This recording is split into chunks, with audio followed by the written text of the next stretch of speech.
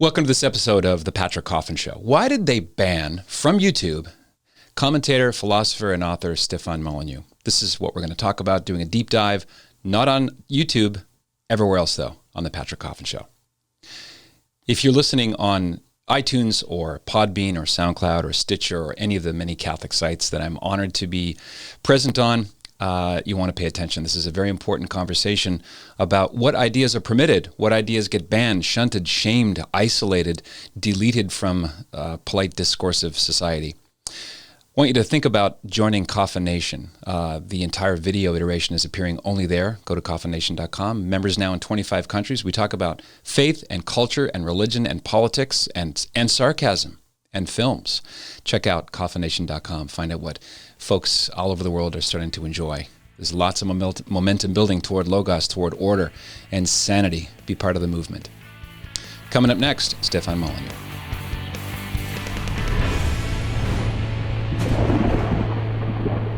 As promised, Stefan Molyneux is an Irish-born Canadian podcaster. He is a author of at least 10 books. I'm sure more to come. He's also the founder and host of Free Domain, featuring 4,500 podcasts, over 600 million downloads. And he was recently banned from YouTube. Stefan, thanks so much for joining me. Thanks, Patrick. It's a great pleasure to be here. I mean, I wish the circumstances were slightly better, but it's very nice to meet you. Preach it. You too. Maybe we can hit the rewind button for folks in my tribe who don't really know much about you. I've consumed your videos off and on for a couple of years now, and you're very difficult to peg. There's no box that fits you, not even a rhombus, slightly askew box. I thought, okay, the name sounds vaguely Swiss. I can't pin the accent, but I've learned you're actually born in Ireland before emigrating to Canada, correct? Yeah, so the name is way old French, right? Like Battle of Hastings, 1066. We were pretty good warriors back in the day. I guess I'm kind of continuing that tradition online. And we were aristocracy in Ireland for close to a millennia, I suppose. One of my ancestors was best friends with John Locke and actually found out about him in a psych textbook in college.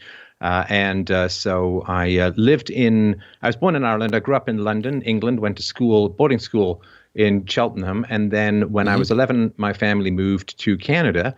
I've spent some time in South Africa where my father lived. And so the accent is a little bit of a tour of the colonies melange, I suppose you could see, or like take every part of the British Empire, put it into a blender, and you kind of get what I have. And and then, of course, after I came to Canada, girls like the accent, so I didn't exactly work overly hard to lose it and to replace my apartments with flats or flats with apartments. And so and then I went to theater school where I did have to work to lose the accent. And then anyway, so it's kind of gone all over the map, and it is, I guess, its own unique blend as we speak. I did notice a little bit of Athol Fugard around the edges, this South African playwright who appears in the movie Gandhi. So yeah, you've come from all points of the linguistic British Empire.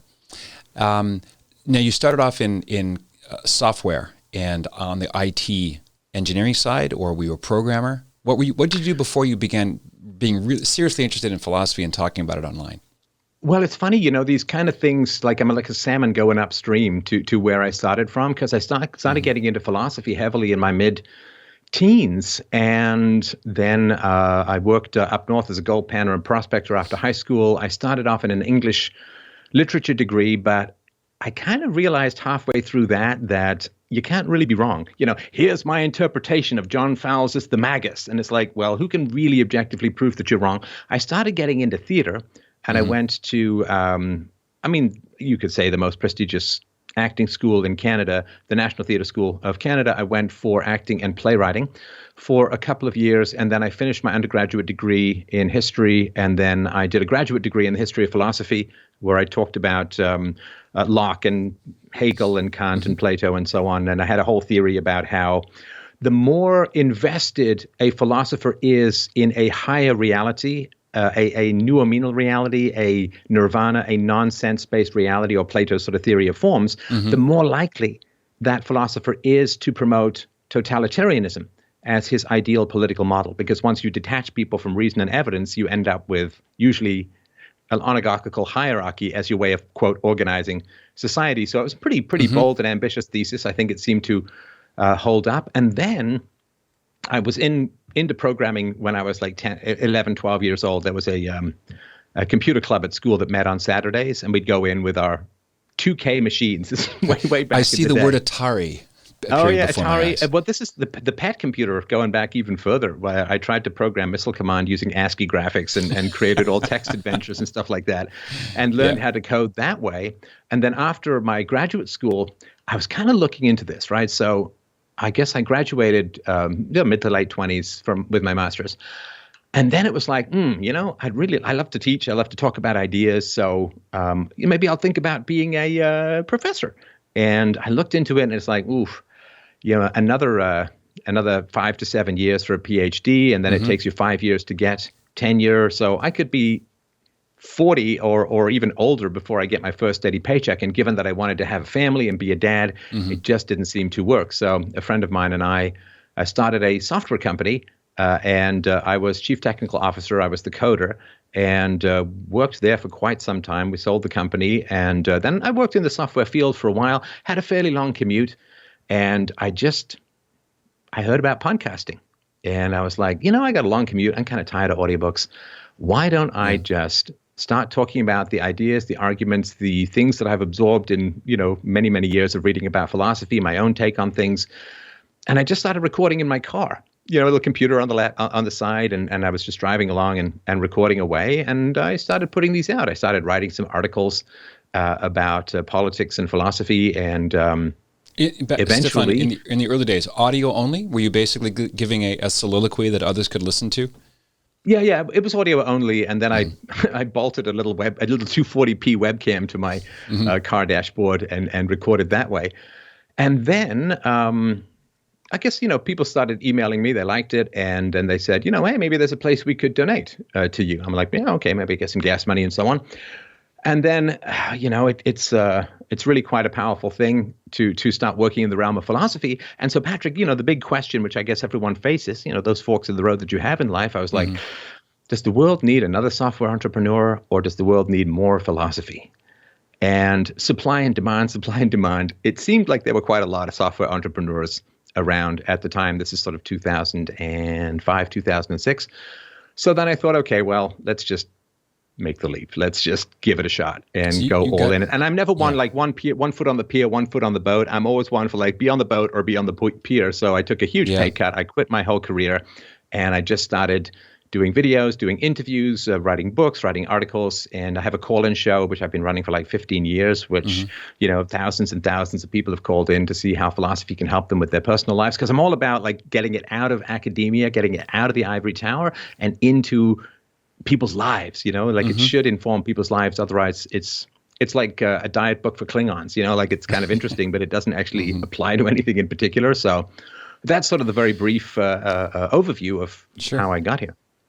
I heard that the original title of the Burt Bacharach song was "What the World Needs Now is Philosophy, Sweet Philosophy," but he went with, it's a little tough to rhyme, but yeah, that probably is the way to go. On the philosophy side, philosophy was always my minor. I was always interested in it. More than the average bear. And if you look at the etymology, as I know you know, philia sophia, the love of wisdom. I think philosophy has a bad reputation of being strictly dry, purely abstract, great for the ivory tower and the local environment there where it's safe, but not in the rough and tumble world of debate, discourse, and people shrieking at you and wanting to deplatform you. Did you ever dream when you first got interested in the philosophical world that there's a street fighter aspect to it as well, if you take it out of the ivory tower? Oh, absolutely. I knew. I mean, I've always said if you're going to go big or go home. That old sort of phrase, like aim for the very highest, because it's very hard to what's impossible to empirically know your capacities or your potential prior to pushing as hard and as fast as you can. So I was very much like, aim as high as humanly possible and hope that your abilities keep up with your ambition. And I think, somewhat close. I mean, it's the biggest philosophy show in the world. I think we just passed 700 million views and downloads. So it's a fairly big-ish deal, I suppose, certainly as far as philosophy goes. But yeah, because you study the history of philosophy, and there's a reason. I shouldn't laugh because it's very serious. There's a reason why all of these academics stay in the ivory tower these days. Because if you wander out into the world and you attempt to bring reason, evidence, and wisdom to the masses as a whole, you often run into some pretty entrenched and very powerful structures, both of politics, of academia, of media, that are profiting from ignorance and profiting from the lack of reasoning that people bring to emotionally charged subjects. People are easy to scare, they're easy to lead. It's like the difference between, if you have kids, right? I mean, when your kid is 8, they look up to you like you're a god, and then suddenly they're 12 and they're rolling their eyes at you the whole time. And a lot of people are kind of nostalgic for that early latency phase rather than that snarky. There you go. Yeah, my daughter's in that same.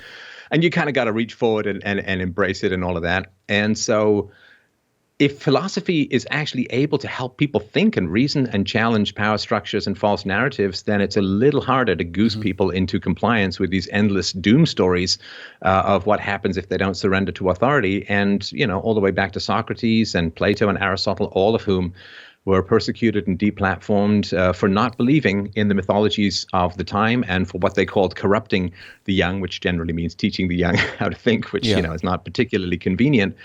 And I mean, the list kind of goes on. Bertrand Russell was arrested a number of times. There's so many philosophers all throughout history. Nietzsche couldn't bear it in academia because of the pettiness and the viciousness. And there just is a continual process. So, yeah, it's kind of nice to hide out in the academia and try and debate whether nouns really exist in the empirical universe rather than wade out into society and poke a bunch of hornets' nests. I was just going to bring up Socrates. And I think it's a quote from Dennis Prager, something about the intensity of the squabbles in university departments is ironic since there's so little at stake. Right. No, and I mean, the most illuminating story of Socrates really was that, as you know, he was told that he was the wisest of all human beings. And he didn't believe that at all because he said, I know virtually nothing. But he knew it.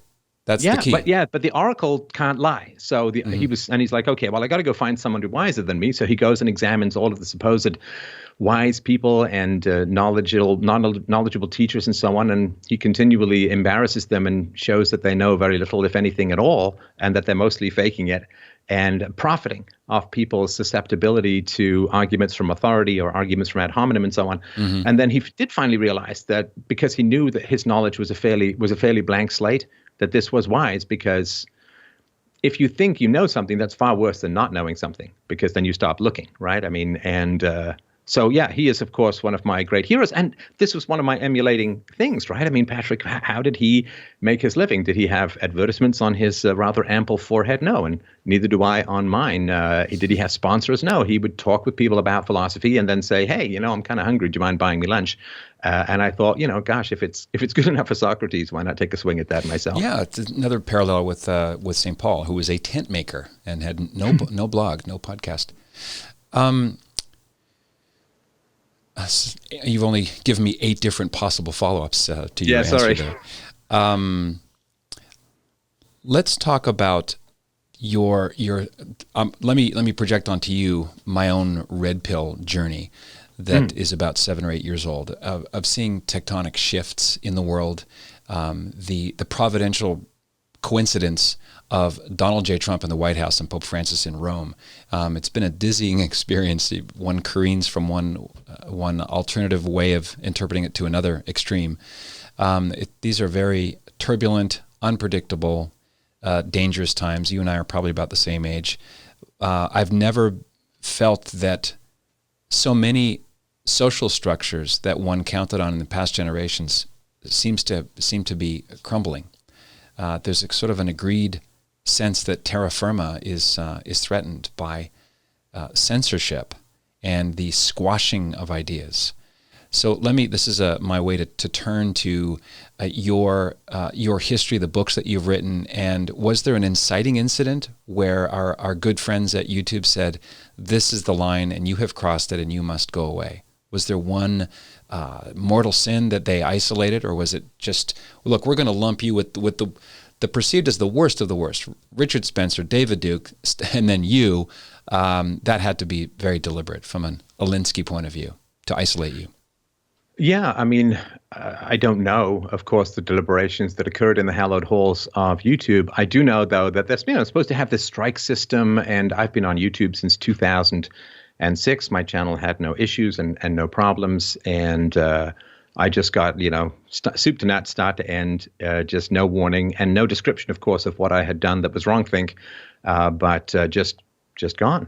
And that is a big challenge. And there's lots of reasons as to why things may have happened. My particular thought is that I did a lot of work in 2015 and 2016 dispelling myths about Donald Trump. I had this podcast series and video series called The Untruths About Donald Trump. And, when you've been lied about in the public square, you kind of have some sympathy for people who are also lied about in the public square. Doesn't mean that they're, always your best buds, but at least you can sympathize with that. And I think he was so maligned about and so lied about that I put out these, and they got millions and millions of views. And I suppose that they were fairly popular and fairly important. And so my guess is that, at some point after the election, the shell-shocked leftists and the increasingly hard leftists in the Democrat Party said, okay, how did we get things so wrong?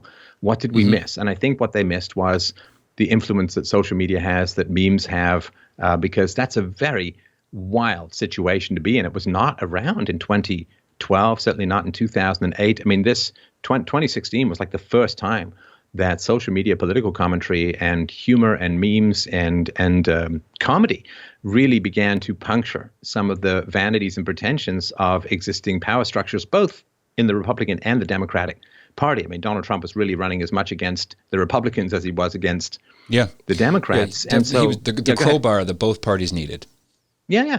So I think that there was some concern about social media influence. And so my guess is that there is perhaps some concern about how people might be able to swing the narrative or push back against falsehoods and so on. And I hadn't actually done that much work on the election because I felt basically that Antifa and the communists taking over parts of Seattle and turning it into a hellscape on earth without even enough food to feed a cat, that they were doing a pretty good job of red pilling the American community, because we had our very first live streamed Genesis story of communism, which we'd never seen before in history. So I wasn't that particularly interested in the election, but it does seem that those who were pretty influential or perceived to be that way seem to get the hammer pretty hard. And of course, if you lump me in with people I have almost endless disagreements with, like Duke and Spencer and so on, then there's that, guilt by association thing that goes on, because, I mean, that's not my theory or system at all. Oh, they definitely wanted to guilt by association. I'm convinced this is it's not even close. They selected two other targets, and so that you would appear next to them in proximity. There's a fantastic Frank Capra movie. I'll put the notes in patrickcoffin.media. 1941. It's the film he did before he went to World War II, and it's the previous film prior to It's a Wonderful Life. It also involves the temptation of suicide of a good man before Christmas Eve. It's called Meet John Doe, starring Gary Cooper and Barbara Stanwyck. I've written an essay on it, and it foresees Saul Alinsky tactics 80 years before we were watching it, appear in headlines. Meet John Doe, and the goal is to isolate, so separate someone. Tell them nothing about why they're segmented, and throw as many lies as often as you can. I found myself as a commentator drawn ever more to people who've been so banned and shunted. The first time I noticed this was Gavin McInnes. He's funny. I mean, often conservatives forget that, we can laugh too. I think the right are far more effective in meme comedy circles than the left. It's all about bitterness and anger. But where was I going with this? Yeah, so the Alinsky... people that you prefer listening to who are deplatformed to some degree or another? Yes, yeah. When the oligarchs say, don't listen to X, I lean in because I know that something important is being squashed, and why is that? And the Air Force metaphor holds true here, that the enemy always shoots out more flak when the enemy's over the target. So there's something that you are saying that was hitting nerves and making a difference in the decisions people make. And I wanted to know how much of this decision to deplatform you off YouTube is a function of wanting as few pro-Trump voices in the world as possible. Yeah, I mean, as a philosopher, I can't really be pro-Trump, but I certainly can be pro-truth. And I was pretty disgusted at the lies that were being hurled at Trump. And so I think there obviously is that concern. I've said this before, like if Joe Biden was a stronger candidate, they probably wouldn't be quite as aggressive in deplatforming. But, you get those two together in a debate and the difference couldn't be clearer than night and day. So one is meat, the other is a barracuda. Yeah. Oh yeah, no, it's pretty rough, and I think Joe Biden is just hanging in there because he doesn't want to get investigated. His son's dealings with China and Ukraine, it doesn't want to get those investigated. So I think he's really being pushed beyond what any sane person would do in that situation. And I think his lack of focus, his lack of concentration is not speaking particularly well, but they're kind of bound and lashed to him at the moment. So I think that they're just trying to get people out of the public square who might be able to identify particular tricks being used. And unfortunately, of course, they're quite effective, right? I mean, this is back in the 40s. They were saying, well, if we disagree with people, we'll just keep attaching negative labels to them until they no longer have a voice in the public square. And if you look at what they did to Joseph McCarthy, who was more right than even he knew, like you still have people on the right talking about McCarthyism like it's some irrational witch hunt. 100%. And he was absolutely correct. And this isn't even a theory. The Venona papers and decrypted Soviet cables have completely confirmed that he was right. And in fact, it was even more vast and dangerous than even he knew at the time. And so, it is unfortunately because people can't think, they just have to look and say, well, gosh, if people in authority think someone's really bad, they must be really bad. As opposed to, if my arguments are bad, let's chew it out. I can't help but be improved if false thinking on my part is exposed and corrected. That's wonderful. If you're about to drink a glass of Gatorade and there's a scorpion in it, don't you want someone to tell you? Well, of course you do, right? You don't sit there and say, hey, man, you interrupted my drink and that's bad. Now I'm thirsty. You say, oh, man, thank you so much for not having my tongue stung to death by a scorpion. And it's the same thing if you have bad arguments or false ideas in your head. You can't help but welcome people who correct you of those things, but silencing, that's really, really not the answer in any productive way. But I guess it satisfies people's bloodlust in the moment. I remember the rest of my thread, and that is that if you Google your name, you are going to get a festival of characterizations that I wanted to ask you about, especially your wiki page. I mean, it's accidentally funny how evil you are. Let's start the list with the one word that Donald J. Trump regularly gets slagged with, especially from Canadians. So you mentioned I like the salmon flopping upstream metaphor. It applies acutely to someone who declines to hate the evil, orange man. And that would be you. You're not thrusting enough Canadian anti-Trump impulses. But let's start the list with racist. Do you even know what a good layman's definition or an accurate definition, when the R word is thrown around, what do you think they mean by it?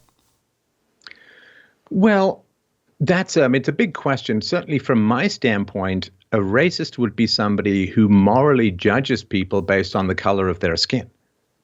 And I mean, that's something I would enormously oppose. I'm an individualist, not a collectivist. Now, that having been said, there are general differences between the races, and you can't ever judge individuals by this. It's sort of like height with men and women. You can't ever say any individual woman is shorter than any individual man, but when you zoom out big enough, there are differences. And unfortunately, we have on the left and in the mainstream media and so on, which is kind of like repeating myself, they advance this argument and they say, well, the only reason why there are differences in, say, average income or educational attainment or family structure stability or whatever, that the only reason that there's any differences in group outcomes is because of endless, bottomless racism, pretty much white racism, right? Now, that's a hypothesis, right? And it's the same way why they say, oh, well, the only reason someone is richer and someone is poorer is because the rich person stole from a lot of poor people and exploited their labor and took their stuff. Now, that's a hypothesis. Does racism exist? Absolutely. Does exploitation exist? Absolutely. Is that the sole standard by which we can evaluate group differences. No, it's not. And trying to bring a more nuanced and complicated discussion into group differences, their causes, how that plays out in a meritocracy, things we can do better, things that don't work. We need to have a full, rounded, scientific, evidence-based discussion on group differences. And I don't actually find it particularly interesting. I just don't like the fact, as I've studied, I was in Hong Kong last year, taking facefuls of tear gas in solidarity with the anti-communist protesters out there, and did a whole documentary wherein I talked extensively about the history of how communism grew in China and the way that communism grew in China, other than being heavily funded by communist spies in the State Department under FDR and after. But communism grew because the communists would go to a village where people had lived fairly civilly side by side for centuries, where there were long, complicated, deep, meaningful contracts and social complexities and so on. And they would go up and they'd go to the poorest person in the village and they say, "Do you know why you're poor?" And the guy'd be like, "I don't know. I've never really thought about it, or I like to drink, or I don't work that hard, or I'm not that smart." Or what. I'd say, no, the only reason you're poor is because that guy up there on the hill, that guy with the big house and the pretty wife, he stole everything from you and from your ancestors, and we're here to help you get it back. Right, and now, to gin up the spirit of resentment. Oh, there's a reason why, as you know, it's one of the 7 deadly sins: envy, resentment, rage, right? And so what's happening in societies we can see is groups that have different outcomes, right? They go up to the women and they say, well, the only reason that you're paid 70 cents on the dollar is because there's this massive evil patriarchy, and they're sexist, and they can have contempt for women, and they exploit you, and blah, blah, blah. And it's like, it's kind of tough to get that poison into your ear. It's devilish fundamentally in its source. And it sort of reminds me in Hamlet of, that Hamlet's father's brother is just pouring that poison into his ear, or Iago, this poisoning of Othello against Desdemona and so on. This is sophistry 101, is to just say the problems in your life are not your fault. They're the fault of that guy, and we're going to get him for you, and we're going to fix your life, and all you have to do is join us. And, crime and punishment, Raskolnikov style, set aside your distaste for violence, because it's not violence, it's just self-defense against exploitation and racism and so on.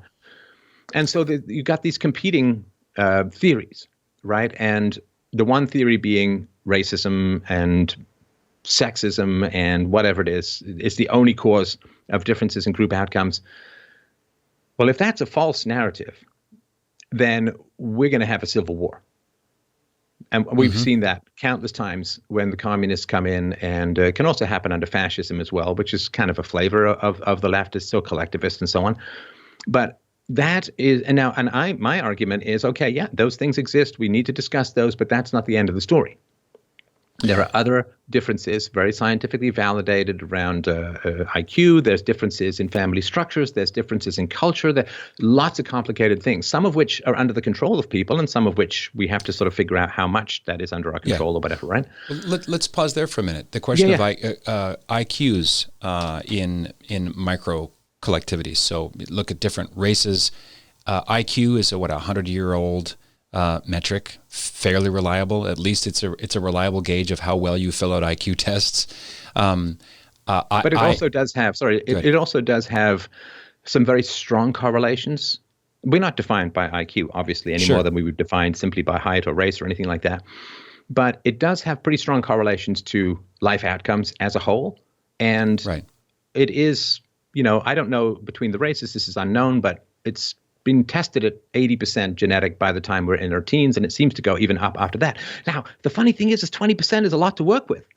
And recognizing that you can't will someone or instruct someone to have a higher IQ on average, but you can help them make much better use of the IQ that they have by giving them the other Dungeons and Dragons attribute always right next to it called wisdom, right? We're back to sort of love of wisdom philosophy. So I've really, really worked hard to give people ways to make better decisions in their life, regardless of their level of intelligence, because wisdom will bring you to happiness. Intelligence very often brings you to stress or dissatisfaction or frustration or whatever. So, so I just wanted to point that out. No, that's a good caveat.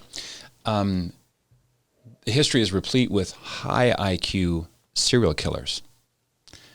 So much often for in governments. IQ being, the be all end all. Why is it that Asians dominate SAT scores? Why is this entrepreneurial thing baked into so many Asian cultures? I find it fascinating. I don't resent it. I just think it's great. Maybe I'll get a job from one of them one day. I'm not filled with resentment because some other group exceeds in one area. And I'm sure there are people listening right now, they're already wincing, Stefan. They don't like this conversation at all because they think someone's going to whip on a KKK hood or something. I just did a live stream with a black retired Los Angeles County Sheriff, Lieutenant Paul Clay. And Lieutenant Clay told me something that if I say it, I'm a racist. If he says it, he's Uncle Tom or Oreo cookie or whatever. This is a FBI statistic on crime. For every one black man killed by a police officer, 227 black men are killed by other blacks. Yeah. That's wildly out of proportion to the New York Times stereotype. It's absolute carnage out there for a lot of young black men, and it is really heartbreaking. I just did a whole long series of shows. I did an interview with a black cop and a white cop about how best to address these kinds of issues. Mm-hmm. And, it is carnage out there for a lot of young black men. And we need to have conversations other than, they're just being hunted by cops because cops are racist. I mean, that is not going to help us solve the problem. And it's almost like, obviously the Marxists don't want to solve the problem, right? They don't want to solve the problem any more than somebody about to inherit some money who doesn't like their grandmother, wants their grandmother to get better from the deathbed, right? So they want it to fail. They want it to fall apart. And so driving this kind of narrative, this way of setting people against each other and ensuring that the problem is going to get worse. Of course, defund the police. Defund the police is going to cause exactly the same kind of problems as happened in Chess, where you had a 500% increase in violent crime just in the 3 weeks that it existed. It is going to be a huge problem. Those of us who are old enough to remember the reputation of New York in the 1970s knows why Giuliani got in and what needed to be done. Mm-hmm. We do have a big challenge, not just in black culture, but in all the cultures, this glorification of violence, single motherhood. Boys are not real good at learning how to harness their aggression in the absence of a father. Bingo. And you keep stealing my questions. Yes. Fatherlessness, so there's lots abusive of or bad fathers. Yeah. The black family was many times more stable back in the 1940s, the 1950s. And of course, society was more racist back then. And in many ways, the black family is just catastrophic at the moment. 3/4 illegitimacy. It's just, it's absolutely brutal. So just saying racism is like one of these weird words where people think, well, that's the answer. And we're just going to scream at people to not be racist. And people have been doing that. And the pushback against racism, which began in the 1960s, you got to welcome and applaud that kind of stuff. But when it becomes a mantra that people chant to the absence of all more subtle and complicated information, it does, of course. I really strongly resist, Patrick, any narrative that disempowers people. In other words, there's this big, giant structural white racism. And what does that mean? That means you can't get ahead, you can't choose better, you're just a victim in this giant machinery built by others that you can't escape and can't improve upon. I really dislike that. And that's one of the reasons why, although I grew up poor, I was never interested in the Marxist narrative that I'm part of a class called very poor. That's my class. That's the structure of society. Society is going to keep me there to keep me part of the pool of cheap labor, and there's no possibility of getting out of it unless you win the lottery or go to Vegas or something like that. Yeah. Mm-hmm. And I hated that narrative. I thought, what a terrible non-free will environment to be in, where you're just in this giant machinery, you're being pushed along like chocolates on a conveyor belt in a Lucille Ball comedy skit, and you just can't make any choices yourself. And this is the whole point, structural racism and white privilege and all this. It's just setting up a narrative where the predicted failure becomes true because it is believed, as opposed to what can you do if you imagine that you have almost infinite free will. I don't mean like free will like you can fly or become a unicorn, but what if there was no institutional ceiling to your ambition. That to me is a very fascinating state of mind to be in. And I've always tried to really work with that state of mind and the Marxist idea that it's all just, you're trapped by your environment, you're trapped by your race and your class and your sex and all of that. It's like, oh man, I think they're just out there crippling human potential left, right, and center. And then you see, aha, you see, we're right. And it's like, yeah, but that's because you keep telling people this stuff. A couple years ago, under 2 years ago, I was the first interviewer to speak with Milo Yiannopoulos after he was expunged from Polite Society. It's called The Unmasking of Milo Yiannopoulos. I can put the show link at patrickcoffin.net. And Milo has a T-shirt he often, or used to, he would give talks wearing this T-shirt, and it says, "Stop being poor," which is kind of a middle finger to this fight against meritocracy, this assumption that your woes, whether it's poverty woes or your gender woes, whatever thing that's preventing you from getting ahead and living the life that you want to, it's some nameless entity called the man. That's a lie, and that lie keeps a lot of people in a lot of darkness and misery. And it's like, I lived in Los Angeles for 11 years, and it dawned on me that Angelinos are both the inmates and the guards. Like, you can move away, So, well, I don't mean to get all Christian on you, whether that's appropriate or not.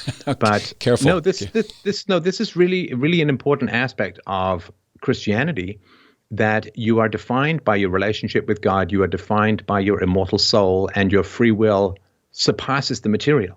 Yes. Right? Because the question, like, you're not just a clay on a spinning wheel shaped by circumstances, that you have a potential that not only transcends, but is immaterial to your immediate environment. And again, having been raised as a Christian, that message kind of drove deep into me. And a lot of the debates that I have with people who are largely atheists and so on, that they, by not having a higher form of human consciousness, they reduce us to very cunning mammals.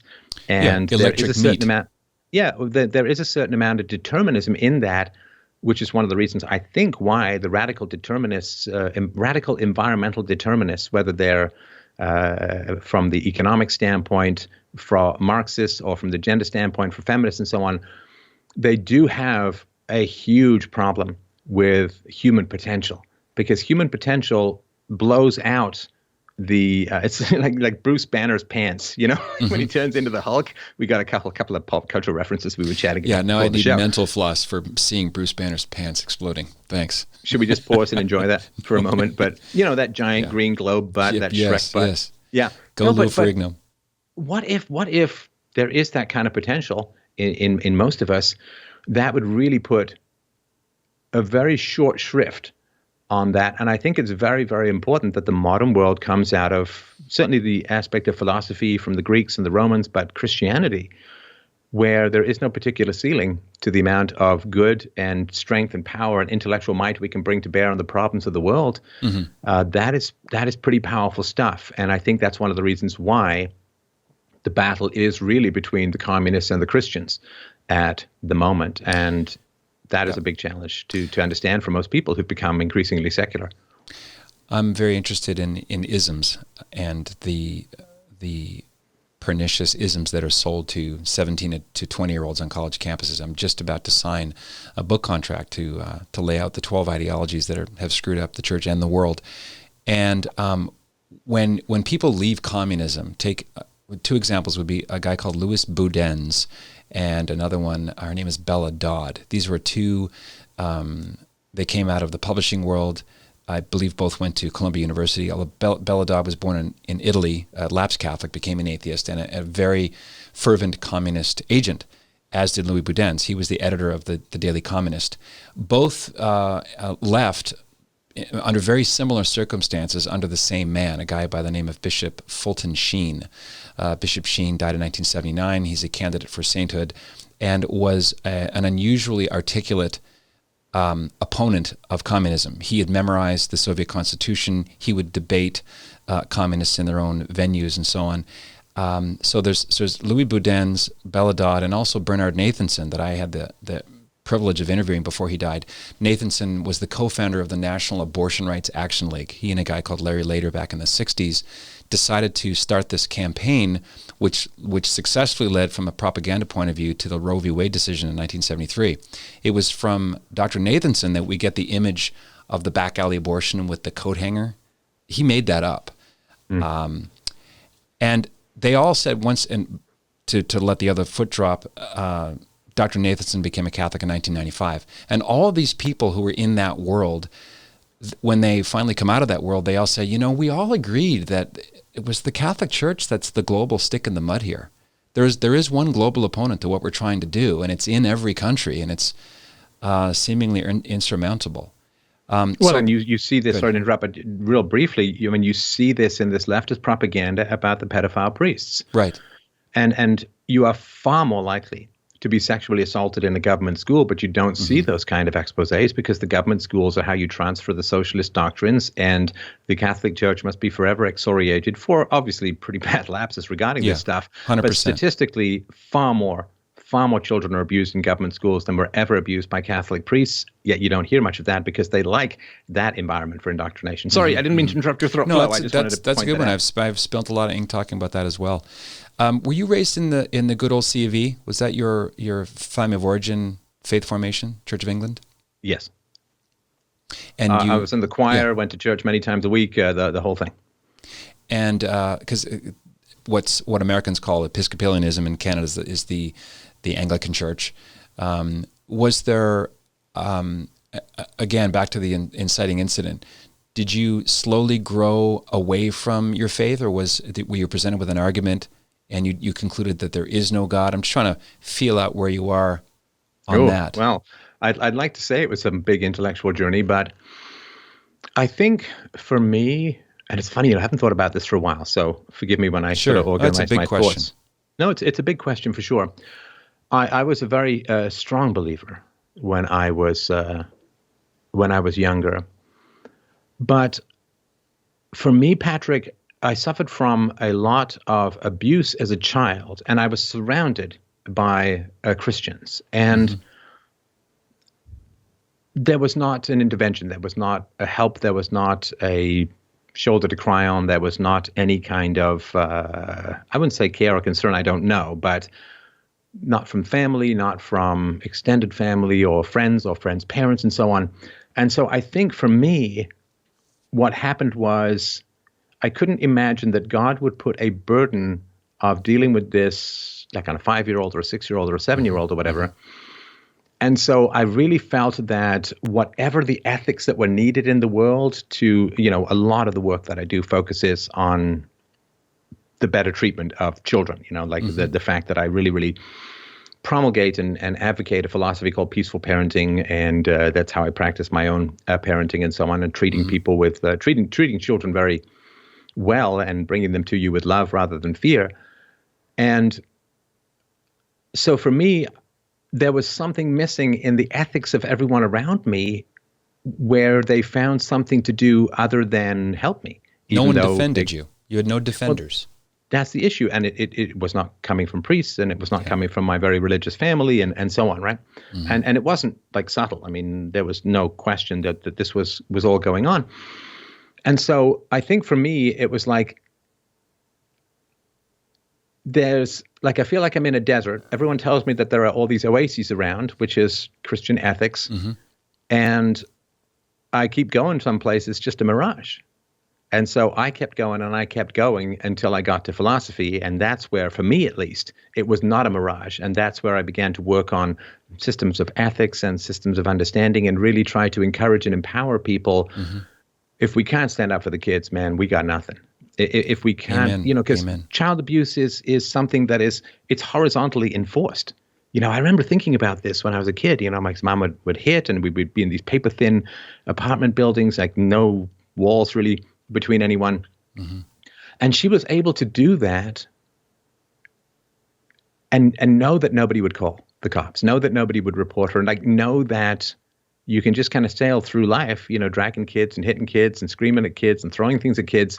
And everyone's going to be like, hey, man, we don't want to get involved. It's not our business, that kind of stuff. And that is something that really needed to change. And I did draw a lot of inspiration from the Gospels. You know what Jesus says, whatever you do to the least among me, so do you also do to me. Yeah. And realizing that I think people had drifted pretty far from the practical ethics of actually doing good in the world.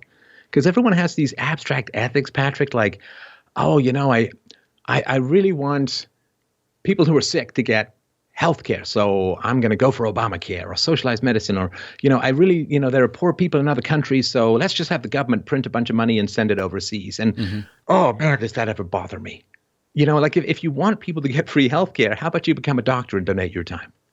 Yeah. If you want to help people overseas, the Mormons do it all the time, man. Pick up a Bible, pick up a shovel, pick up a business book, and go help people overseas. There's so much. Like, I wanted the world to become more philosophical.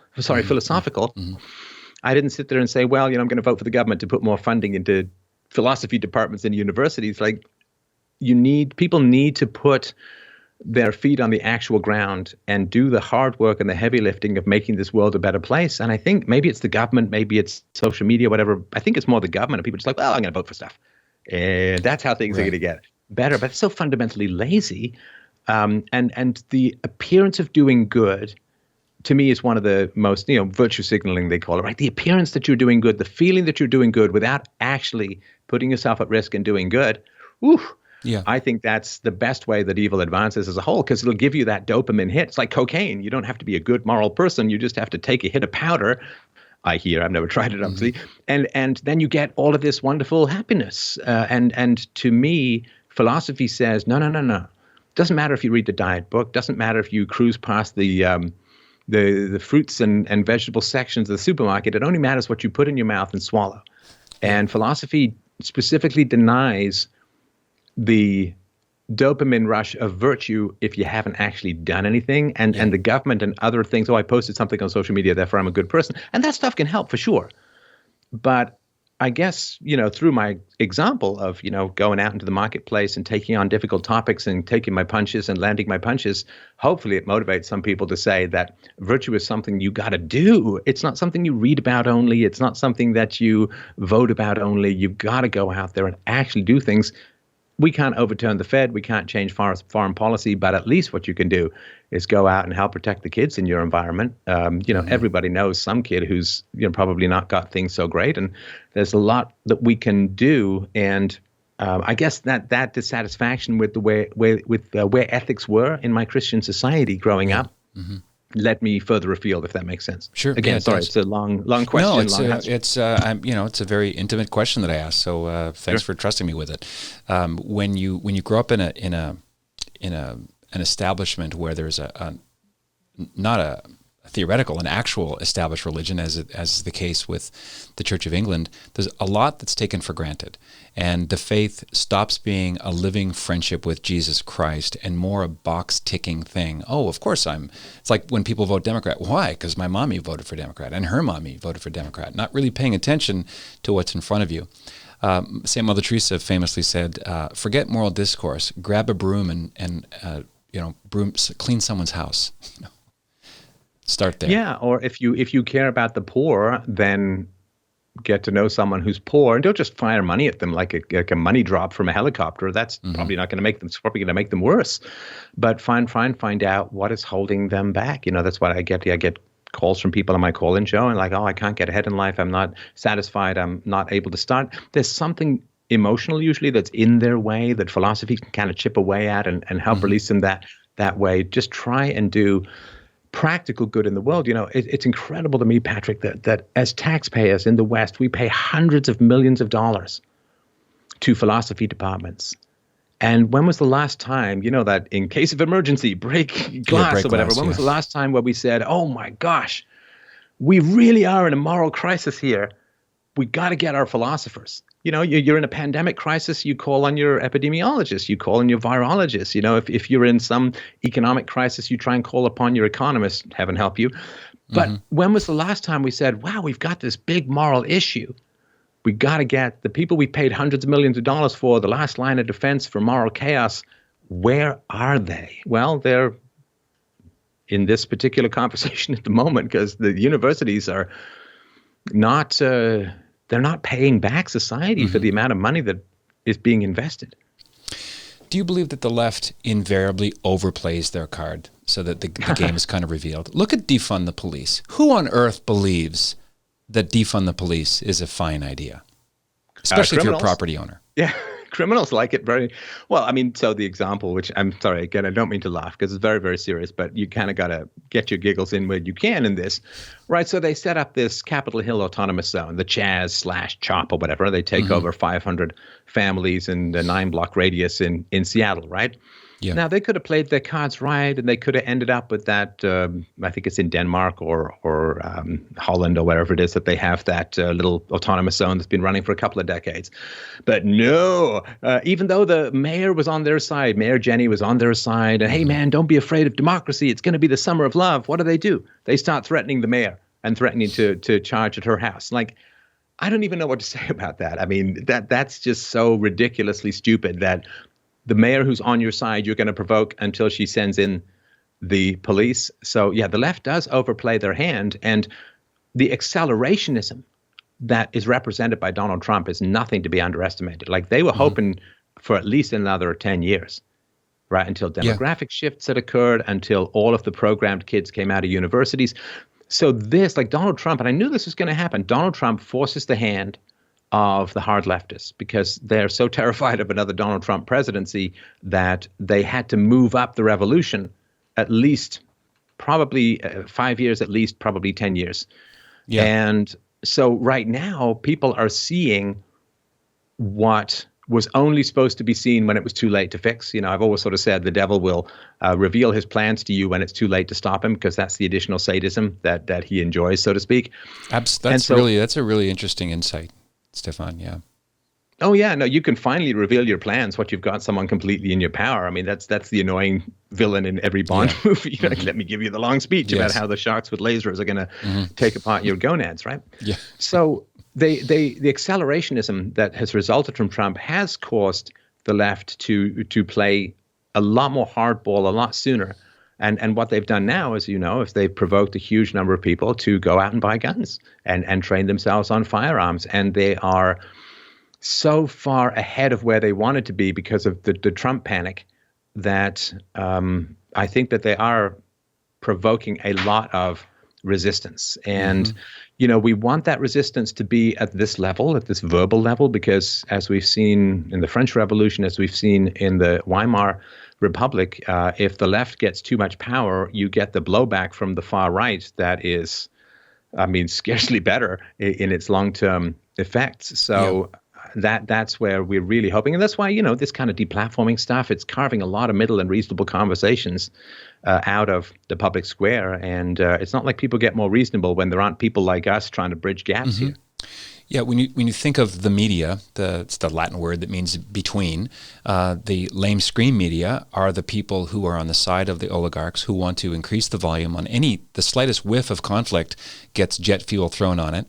So voices like yours, what I'm trying to do, and in a sense, people like Tucker Carlson, I don't think Tucker's part of that media industrial complex. He seems to be allied with the average person's take on it from a common sense point of view. I see him as an exception to the rule.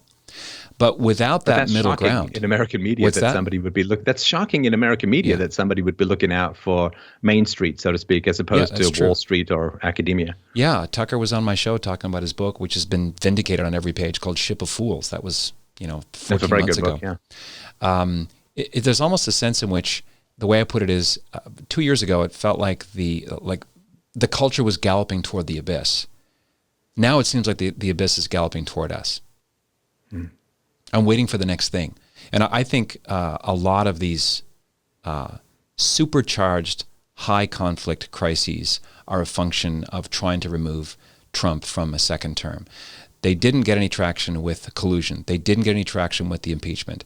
COVID-19, he weathered that storm. So now you have CHOP, Chaz, BLM, and now, and at least here in California, the COVID mask identity is starting to ramp up again. It makes you wonder, what's the next thing? You know, what's the next big thing they'll throw? Well, of course, the next big thing will be straight up voter intimidation, mail-in ballot fraud, an attempt to simply And they're certainly going to try, and you can see this already coming out of various media institutions, that they're basically saying, listen, you got to disown your family if they're pro-Trump or they're conservatives. You got, like, that's the whole splitty thing, right? Yeah. And that setting people against each other at that hysterical level, that, Trump is the Antichrist and Joe Biden is the second coming and all of that, that is going to be how they are going to try and manipulate people and panic people. But I think because they have, if they push the thumb down too soon, a lot of people are going to be able to get away from that. And so I think because they're putting the hammer down too soon, again, sooner than they wanted, there are a lot of people who can see it coming and can dodge. And I think there are a lot of people who are like, I do not want to live in Chaz.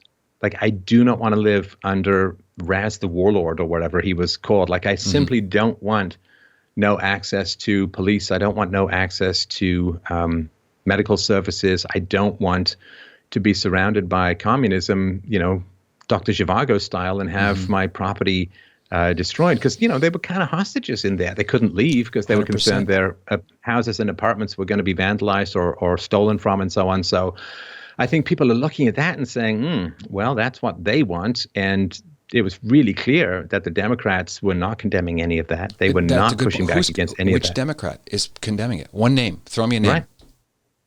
None. Yeah. None. Sean, so people are looking at that and saying, do you want that cold East German embrace of communism around your house? And people are like, I really, really don't want that. They may not want me, a free market society to the infinite, but they know that they don't want that, and they know that Donald Trump doesn't want that. And then the big question is, okay, well, what's going on strategically prior to the election with regards to what Donald Trump is up to? And my particular thought is that he is waiting until things get so bad that right before the election, he can restore law and order, and then people will vote for him out of relief. But if he does it too soon, people will forget about it.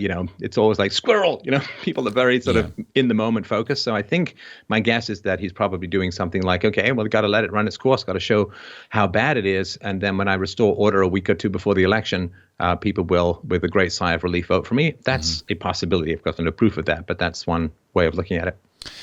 I find Trump really fascinating from a psychological point of view. If you look at the word patriotic, patrius, the Latin word for father, Trump, Milo nicknamed him Daddy.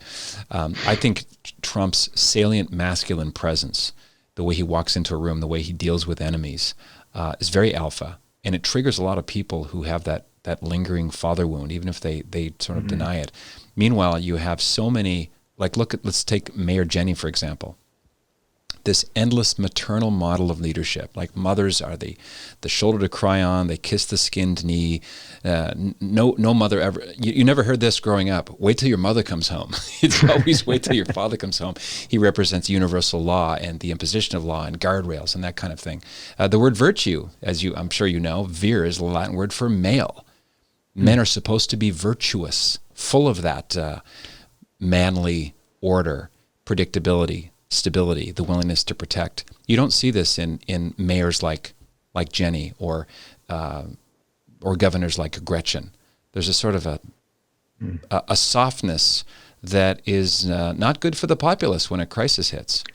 Well, this is, of course, there are tons of exceptions in general, Patrick, but I find as a whole, women have an inability to see and accept necessary suffering.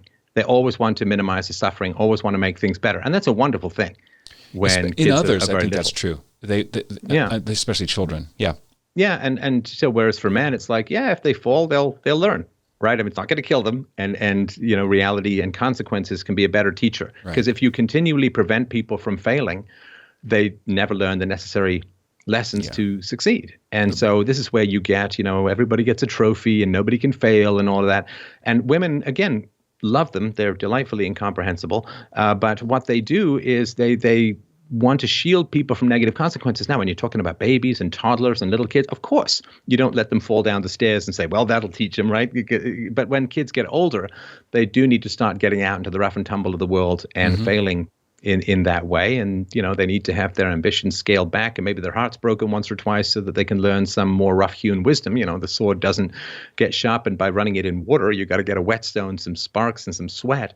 Mm-hmm. And I think we have a society now where it's unbearable for a lot of people to see failure, and we just want to rush in and make it all better and give people money and support them. And you had kids with the wrong guy. Well, here's $70,000 a year worth of benefits, tax free, and stuff like that. And I mean, I get that, but men do have the capacity a little bit more than women to look at suffering and say, yeah, I went through it, I survived. And the snowflake culture as well is, if you suffer and you survive, the old Nietzsche thing, that which does not kill you makes you stronger, then you gain a greater degree of self-trust and self-confidence, because you know that you can weather the storm, that you can be fine. But that is a bit more of a masculine characteristic. And the other thing I'll say is that people's really hysterical response to Trump, he's just a dude. I mean, he's a pretty smart dude, and he's a rich guy who grew up in a lot of privilege, who still has his finger on the pulse of the common man, which is kind of an unusual combo for people. Mm-hmm. But people used to have their father wounds healed by a relationship with God. That's right.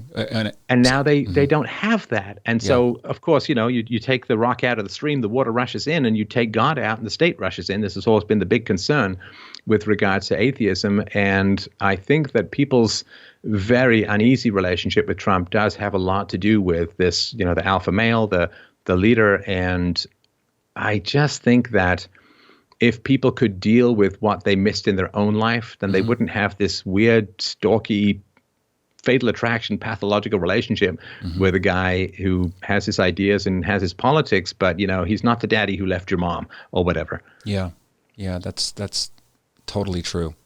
I've interviewed a former atheist, and now he's a professor emeritus at New York University. His name's Paul Vitz. Dr. Paul Vitz has this would make a good show for you. I'm sure he'd come on to talk about it. It's called Faith of the Fatherless, and it's a brief biography of the family of origins of Jean-Jacques Rousseau, Richard Dawkins, Bertrand Russell, Sigmund Freud, Karl Marx, all of the sort of the fathers of, of atheism. And no exception, they all have one thing in common, an absent or highly abusive father. So there's something there. I mean, when Jesus says, I think that's true for feminists as well. Yeah. Pardon me? I think that's true for feminism as well. Sure, absolutely. Yeah. Now that's interesting too. Sorry, you had your thought. I didn't want to interrupt. Oh, just that the metaphor of father, when Jesus says God is our father, it's not a metaphor. It's an ontological reality. God the Father does not have a gender. He's not male. He has no body. But there is a difference between the way women are made in God's image and likeness and the way men are made in God's image and likeness. The father on the human sexual biological sphere is transcendent to the child. He does his part. He impregnates. He's the initiator. Whereas the woman is the recipient. It's not the passive partner, but it's the recipient partner in that great miracle known as birth. And every human being, male or female, begins the first 9 months or so nestled next to the heart of a woman. And unless that separation from the woman is complete, normally by the father that takes him out of the world of girls, think of how many nurses and elementary school teachers and kindergarten. It's a world of estrogen Americans or estrogen Canadians. A boy can't flourish in that environment. He needs the supplementation of the man.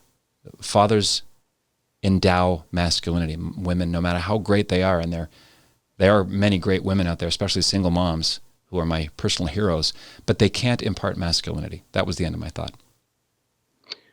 Well, and feminists acknowledge this when they say, well, gosh, a woman can't dream of being a scientist unless she sees a lot of female scientists ahead of her. And it's like, but somehow boys can turn into men being surrounded by women. Yeah, that's right.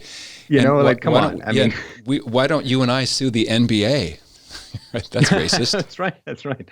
So, no, I mean, I think that masculine and feminine is really important. And one of the things that has occurred, of course, is this, kind of Star Trek unisex thing that has been going on where they try to turn women into men and try and turn men into women. And that is, again, one of these lower birth rates, kind of depopulation-y kind of things, because that doesn't really work for us. We, unfortunately or fortunately, or whether we like it or not, we have a lot of history growing up as a species and interacting with each other. And women are the way they are because that's what men have chosen over time. And men are the way that men are because that's what women have chosen over time. We're kind of shadows cast by each other's biological and evolutionary choices over a long period of time.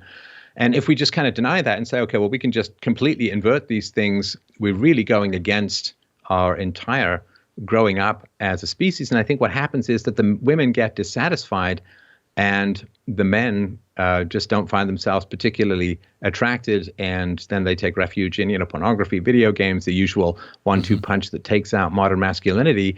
And then the women, after being these tough, sleep around imitations of cartoony alpha male stereotypes, get washed up in their 30s and get baby rabies, panic, and then try and stitch a family together out of the leftovers, the Franken people who've survived their 20s. And I think all of that stuff is particularly brutal. And there's a reason why every single year after feminism, women get more and more and more unhappy. You can see that line straight marching up.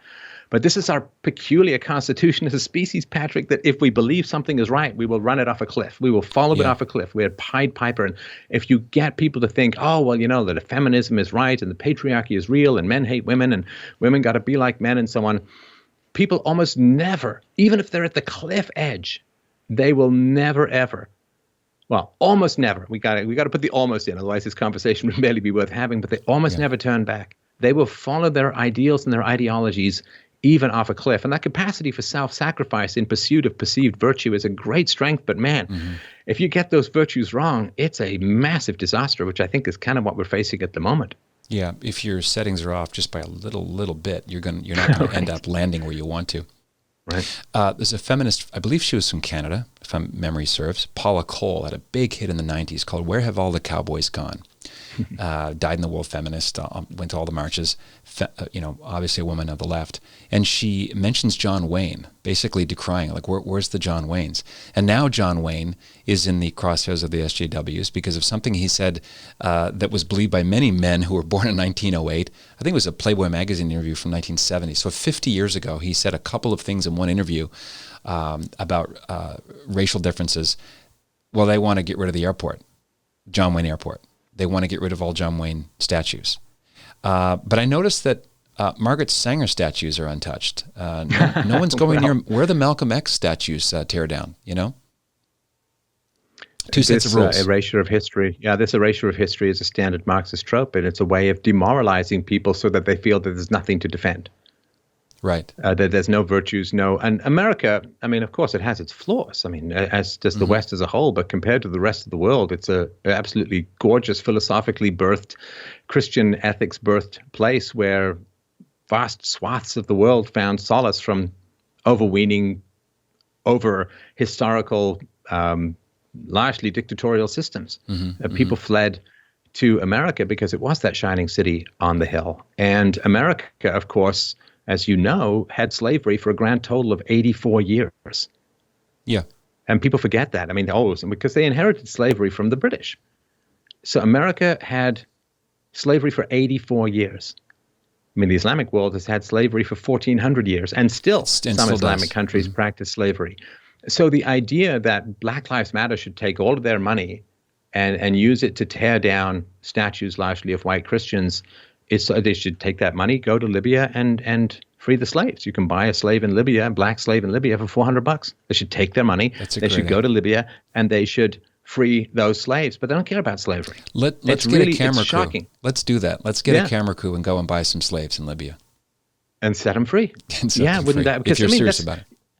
This is what the British Empire did, right? I mean, the British Empire in 1830, I think it was, they took on a debt to buy and free the slaves in the British Empire. They didn't finish paying off that debt until a couple of years ago. Yeah. Now, that's practical. I mean, I'm not a fan of it as state action, but that's fairly practical philosophy. There is slavery out there in the world, and thinking that if you detonate Mount Rushmore, you've freed one slave in India or Libya or Yemen or wherever, or Israel for that matter. I mean, these are all particularly terrible takes, and they know that other people care about the legacy of slavery, but if you really do care about the evils of slavery, there's a lot of stuff going on in the contemporary world that you could really work in. But that's practical philosophy as opposed to communist subversion, right? But if you do put a black square in your Instagram feed, that will end racism. You know that, right? It's magic. See, here's the thing. After all of this studying philosophy for 40 years, I should have just, it's an icon. It's a GIF. That's all. I really shouldn't have studied all of this stuff. I should have just got a little bit of graphics design going and found the right black square, and poof, it's all done. So you're on Team GIF, not Team GIF? I got to tell you, because it's graphics interchange format, I got to go with the hard G. Oh, interesting. I didn't and even know GIF the is peanut etymology. butter. I can't constantly say a word that makes me hungry. Like, that's just a bad idea. It's like smoking weed without the weed. You get the munchies, right? Stefan, what's next for you? What's in the creative pipeline? Well, so, I would very much like to, I keep getting requests, and I should have done this years ago, really, but writing a book on peaceful parenting, the philosophy of raising children peacefully, I think is something well worth. That's a fair amount of data to dig into with regards to that, about the negative outcomes of child abuse, which I've done shows on before, but it would be good to get it all in one place, and it's changed a lot since I last researched it. I'd definitely like to write a book called Practical Philosophy, about how to take things out of the abstract and put them into really, how do you choose a partner who you can stay with? I grew up in a single mom household with acrimonious divorce all over the place. I've now been happily married for 17 years, and we're never parting. So how can you turn things around with philosophy? How can you find good people? How can you either fix or shun bad people? I think these are all things, a lot of the guests, the somewhat traditionally masculine life skills that a lot of people have lost. It just takes one or two generations for a lot of those lessons to have to be relearned the hard way, I guess, just like communism. So yeah, definitely work on some more books. I would like to, I've done a lot of documentaries. I did one in Poland. I've done one in California. I've done one in Hong Kong. And I would like to travel, do a little bit more of the history of philosophy. I'm in the movie Hoaxed, which people should really check out, called hoaxedmovie.com. Yeah, that's right. Yeah. I'm in there at the end with a speech, and I'd like to do sort of more of the history of philosophy, but on location where the things actually happened. I think that would be quite fascinating, and some history of communism, because I think a lot of that knowledge has kind of been lost. So yeah, those are just general things, and keep doing my show as it stands. You might enjoy Peter Kreeft, Kreeft, Dutch for crayfish. He's I call him America's C.S. Lewis. He's written 70 plus books. His first book on philosophy was written when he was 38 years old, but he's very prolific, and he's just finished a multi-volume set on the history of philosophy. Very accessible, wonderful man, one of my favorites. Fantastic. That's good news to have, and also now I have that Tragically Hip song stuck in my head. Oh, sorry about that. 38 years old. No, that's fine. Canadians they are a bit of a brain virus, but I do appreciate them. Okay, so you can find Stefan Molyneux on Twitter still, at Stefan Molyneux. It's StefanMolyneux. The people who will complain that I'm, quote, giving people like you a platform did not listen to the show, but I think conversations like these, especially now, is ever more important, and I really appreciate your time, Stefan. Thanks for coming on. Thank you. And listen, for those who think that I'm wrong, listen, send me the evidence, send me the studies, send me the facts. I'm a weather vane for reason. And if I have been incorrect about things that I've said in the past, I have a whole series called I Was Wrong About, where I have picked apart earlier positions that I've had that have been superseded by better arguments, better data. So yeah, don't tase me, bro. Don't deplatform me, bro. Help me to become better, to become more accurate. And I will thank you from here to eternity. But thank you very much, Patrick. It was a very, very enjoyable conversation. This is the Patrick Coffin Show. Be a saint. What else is there? And check out CoffinNation.com. Hey, this is Patrick Coffin. If you like what you see and hear, and you want to see and hear more, consider joining Coffin Nation as a full member. Just click right here and find out more about what that means. Nipsey, my fedora. That's Coffin Nation, the world's largest online community of culture builders. Click right here. See you on the inside.